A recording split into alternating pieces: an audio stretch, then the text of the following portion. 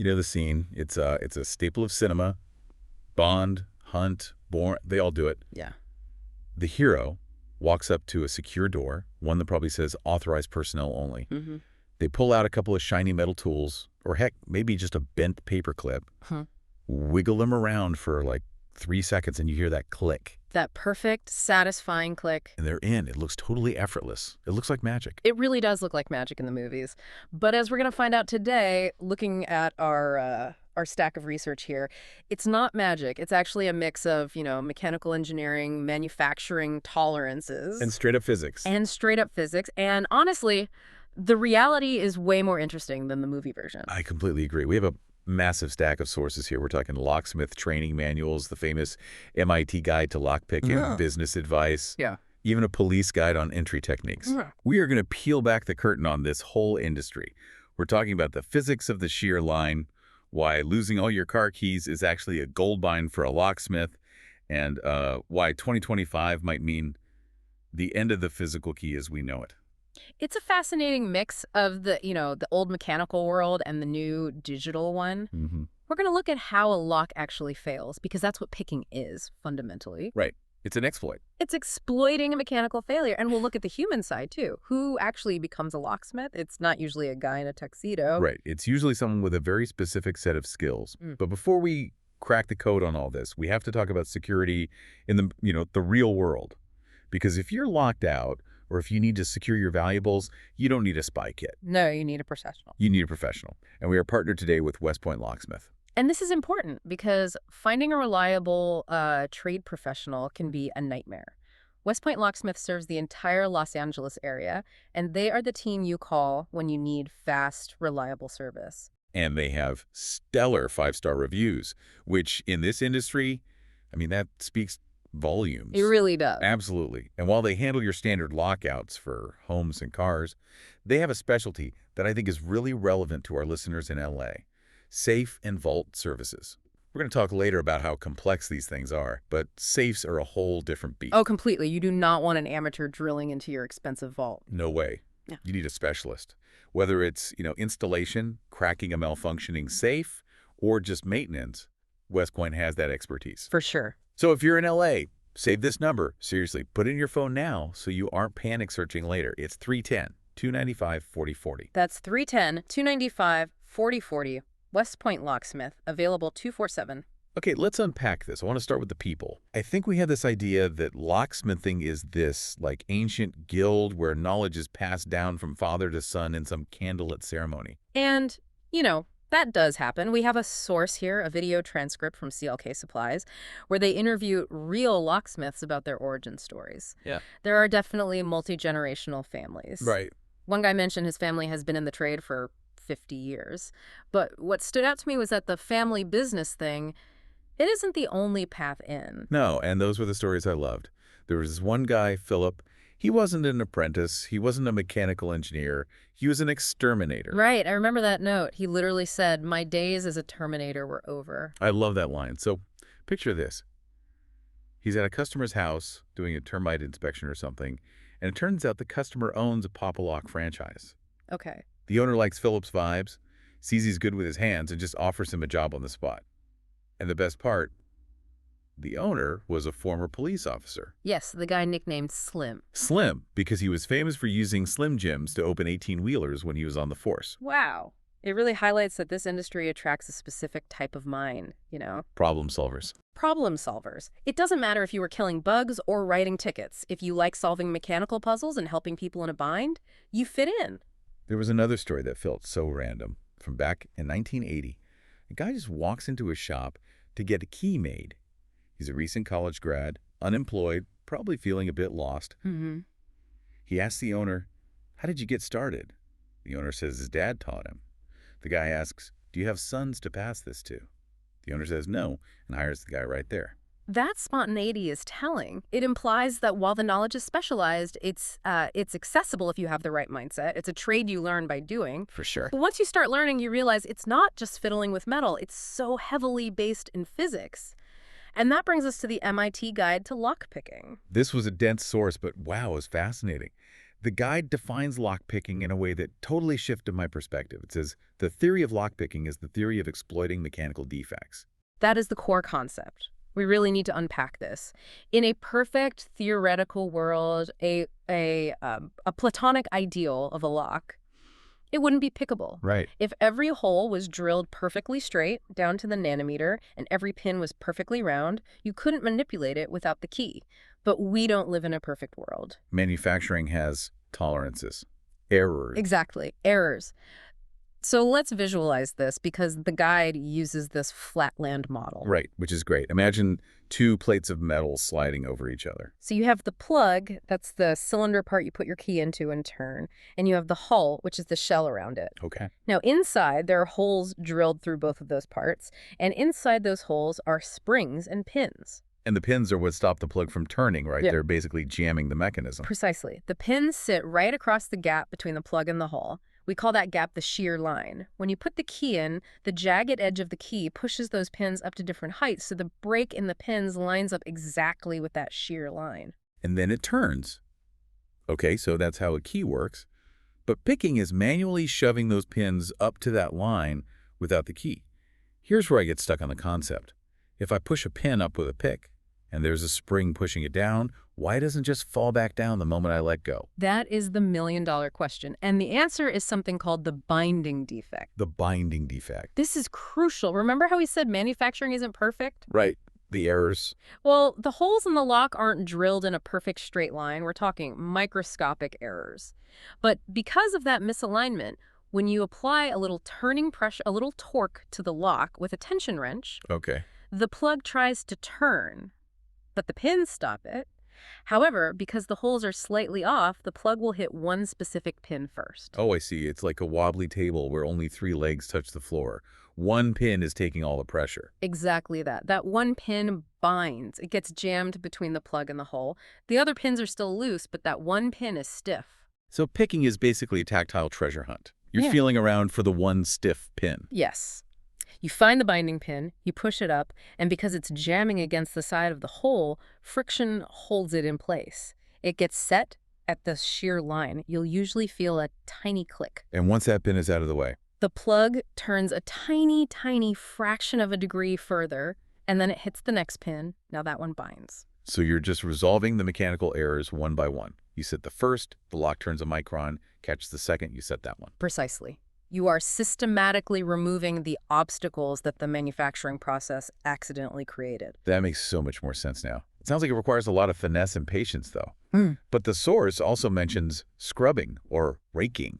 Right. That sounds a lot less elegant. It is less elegant, but it's often faster. Instead of hunting for individual pins, you use a tool called a rake, and you scrub it back and forth over the pins rapidly while applying tension. So you're just kind of hoping for the best. You're relying on probability and physics bouncing the pins up and hoping they catch at the shear line by chance. It's like brute forcing the probability. It's a kinetic chaos. It is. You're creating chaos and capturing the moments where the pins happen to be in the right spot. Speaking of tools, the Police Guide to Lockpicking mentions some wild stuff. Yeah. Obviously, you have your standard picks, but then there are things like rocker picks and jigglers. Jigglers are fascinating. They're basically tryout keys.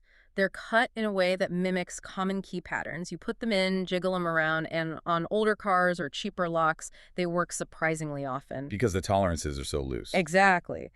But my favorite tool mentioned, and this blew my mind, was the pick gun, or the snap pick.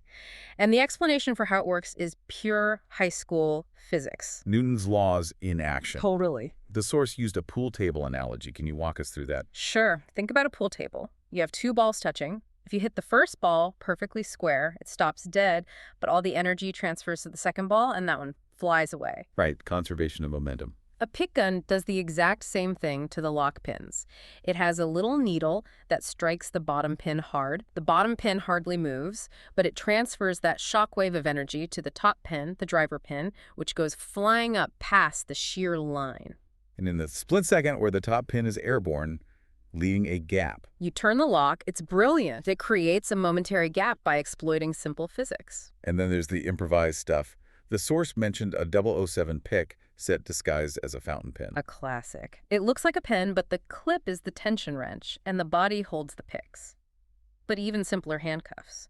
The source points out that standard handcuffs are actually pretty low security. You can often shim them with a bobby pin or a piece of a pen clip. Unless they have the double lock engaged, right? The caveat. Correct. Always check for the double lock. That blocks the shimming mechanism. This is all very spy for spy. And I love the mechanics. But let's bring it back to reality. Most of us aren't picking handcuffs. We're calling a locksmith because we, lost our keys or forgot the combo to our safe. And that costs money. It does. According to this old house data we have, the average cost for a standard locksmith visit is around $150. But that range is huge. It's like $50 to $400, right? Yeah, it can be, depending on the complexity and the timing. Nights, weekends, holidays, those emergency rates kick in. Plus mileage. This is why having a local, reliable contact is so crucial and why we're so happy to have West Point Locksmith as a partner. If you were in the Los Angeles area, you do not want to be Googling random numbers at 2 a.m. And let's go back to the safe and vault aspect. The cost of opening a safe is not like opening a doorknob. It requires precision drilling, manipulation. If you hire a generic handyman to open your stuck safe, they might just destroy it. Right. And then you're out the cost of the safe and the service. Right. West Point has the specific tools and training for that. Plus, they're transparent. Their 5-star reviews usually mean they handle that pricing conversation well. Transparency is key. You want a pro who shows up in a marked vehicle, insured, and ready to work. Exactly. So again, for our LA listeners, keep your home and business secure with West Point Locksmith. Call them at 310-295-4040. That's 310-295-4040. Okay, so we know what it costs us, but let's flip the table. What does the business look like for the locksmith? We have this great source from a YouTuber, Locksmithing Secrets, breaking down the economics, and one strategy really stood out. This was eye-opening. If you're starting out on a budget, he suggests sticking to residential. But the real money, the gold mine, it's in automotive, specifically a situation called AKL. All keys lost. Right. Think about it. Duplicating a key is cheap. Wow. But if a customer has lost every key to their car, they are desperate. They are stranded. And their options are, what, tow it to the dealership? Exactly. Which is expensive, slow, and a huge hassle. Or they call a mobile locksmith who can come to them. And the source says that's easily a $300 job. Easily. He did the math. 3 of those jobs a day, and you're looking at a $1,000 day, it's a high-margin service because you are solving an immediate, painful crisis. But the barrier to entry is higher, right? It's not just picking the lock anymore. No, now it's about hacking the car's computer. You have to pick the door to get in without damaging it, then decode the lock to cut a new physical blade, and then plug into the car's computer to tell it to accept the new key. It's a very specialized skill set. And running a business isn't just about revenue. We have a source from Service Titan that talks about the unsexy side, insurance. So vital. If you're hiring a locksmith, you want to know they have general liability and commercial auto insurance. If they scratch your luxury car or if they drill through your door and hit a wire, who pays? A legitimate business is insured. It protects them, but it really protects you. Speaking of cars, we touched on the Slim Jim earlier. But looking at the Foxtrot training manual, using a Slim Jim on a modern car sounds terrifying. It's incredibly risky. A Slim Jim is just a metal strip you slide down the window to grab the locking rod. But modern doors are packed with electronics, side impact sensors, airbag wiring. So if you shove a metal rod down there blindly, you could literally set off an airbag in your face. Or short out the power windows. We're talking thousands in damage. So what's the pro move now? How do they get in? The airbag method. It sounds contradictory, but it refers to a tool. You use a plastic wedge to pry the door frame out just a tiny bit, then insert a deflated bag, it looks like a blood pressure cuff, and pump it up. To create a gap. It creates a gap. Then you stick a long rod in through that gap and just push the unlock button inside the car. It's low-tech, high-tech. It is, but it's much safer for the car and for the locksmith. Before we move to the future, I have to share this one story from the COK supply source. It's about precision, and it just cracked me up. So this YouTuber, PJ, is trying to sell an engraving machine to his dad, who they call the Lockfather. The Lockfather. I love that. So PJ sets up the machine, does a test engraving, and hands it to his dad. His dad looks at it and refuses to buy the machine. Why? Was the cut bad or something? No, because PJ made a typo. The machine engraved county instead of country. Laughs. That is perfect. His dad says, if it said country, I'd buy it. It just shows, in this trade, if you're off by a millimeter on a pin or a letter on an engraving, the job is a failure. It really is. There's no close enough in locksmithing. A key works or it doesn't, and that demand for precision is only going to increase as we look at where the industry is going. And the future looks, well, keyless. It really does. We are moving so rapidly toward biometrics and AI. Fingerprints, facial recognition, the trend is access control, not just locks. This changes the whole job description for the locksmith, doesn't it? Yeah. If the physical key is disappearing, what are they doing? They're evolving. The commentary in the source mentions that locksmiths now need to understand firmware updates, encryption, network security. A smart lock is a computer on your door. And if it isn't updated, it can be hacked, just like your laptop. Exactly. The locksmith of 2025 is part mechanic, part hacker. And part cybersecurity consultant. For sure. And sustainability is popping up too, which is interesting. Eco-friendly locks made from recycled materials and mobile locksmiths using optimized routing software to reduce their carbon footprint. So bringing it all together, we've gone from exterminators using Slim Jims on 18-wheelers to the physics of Newton's laws inside a keyhole, all the way to AI-driven biometric scanners. It's a profession that is constantly reinventing itself. But at the core, it's still about security. It's about keeping what's yours, yours. And that leads us to our final thought. And this one is a bit provocative. We looked at the MIT guide earlier, and it had this disclaimer that really stuck with me. Lock-picking is just one way to bypass a lock. It says explicitly, it may be easier to bypass the door or avoid the door entirely. That's the security mindset. We fixate on the lock. We buy the most expensive, pick-proof cylinder we can find. But is the hinge exposed on the outside? Is there a glass window right next to the deadbolt? Exactly. The lock is often just a distraction. Real security means looking at the whole system. The door, the frame, the windows. If I can take the door off its hinges with a screwdriver, your $300 smart lock didn't matter. It's a sobering thought. Next time you lock up, don't just check the key. Look at the hinges, look at the glass. Think like a locksmith. And if you do look at your security and realize, wow, I have no idea if this is actually secure, or, and this is a big one, if you have a safe and you've lost the combination, call the pros. Yeah. We want to give a huge thank you to West Point Locksmith for making this deep dive possible. They really are the experts for Los Angeles. Whether it's a car lockout, a whole home rekey, or those specialized safe and vault services, they are the team to trust. One last time, that number is 310-295-4040. Fast, reliable, and 5-star rated. West Point Locksmith. Thanks for listening, everyone. Stay safe out there. Catch you on the next deep dive.